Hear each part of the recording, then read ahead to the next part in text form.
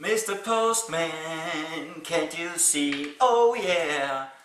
Do you know that song? Hi, this is Michael Leander. Sorry for the rather annoying introduction there.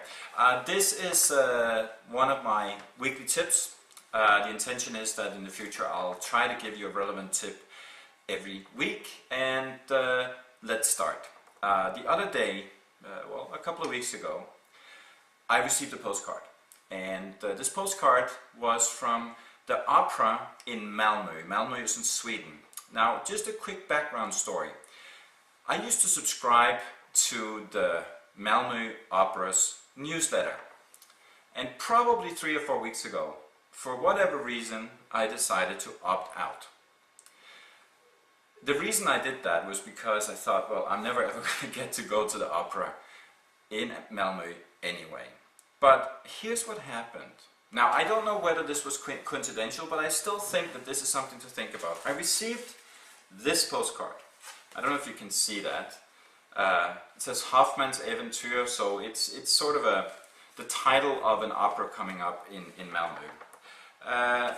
So I don't receive many postcards from businesses, not even from retailers, not even from my dentist or such.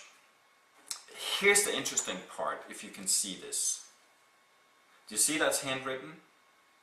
So it has my name on it here. It doesn't say hello Michael, but it does say, are you coming? Take this card with you when you're coming, in other words, to that opera on the 21st of April in Malmö. Then we will give you a free program. Wishing you welcome, and then signed by someone named Lina Karstensen or something like that. Here's the interesting part about this postcard. First of all, it's handwritten. This is not printed. It's really handwritten. That freaked me out when I saw that. I'm just thinking, how many thousands of people have they been writing handwritten postcards to? Now, they may not actually write a lot of postcards, because I think, and I haven't had time to call them to ask and inquire why I received this postcard, but I think it's part of their process so that when recipients of their newsletter opts out, unsubscribes to the newsletter, they may try to win us back by sending this very impressive postcard. Now, of course, if that was the intention, they could have improved by simply handwriting. If you can't make it to this particular show, then why don't you resubscribe to our newsletter on this website?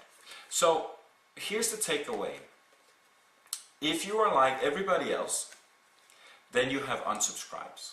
Not because you're bad necessarily, but people just sometimes unsubscribe like me because they don't really know why they unsubscribe. Maybe there are too many emails in the inbox on that day. We don't know. What we do know is that we all do lose subscribers. And sometimes the subscribers that you lose are actually amongst your best customers. And it doesn't mean they necessarily want to leave you, but what it does mean is that if they unsubscribe to your newsletter and that's your sole communication vehicle, then the conversation is silent. So what you want to do as a takeaway from this is consider, could you use something like a postcard or a letter of some sort to try to reactivate those people who leave your newsletter?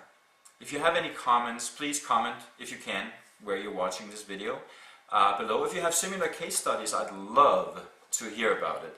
And so I hope this tip was useful to you, even if it's just a reminder of something you already know. Because as you know, it's not about what you know, it's about what you know that you actually apply. So here's Michael Leander, signing out for this time and wishing you a splendid and very responsive day.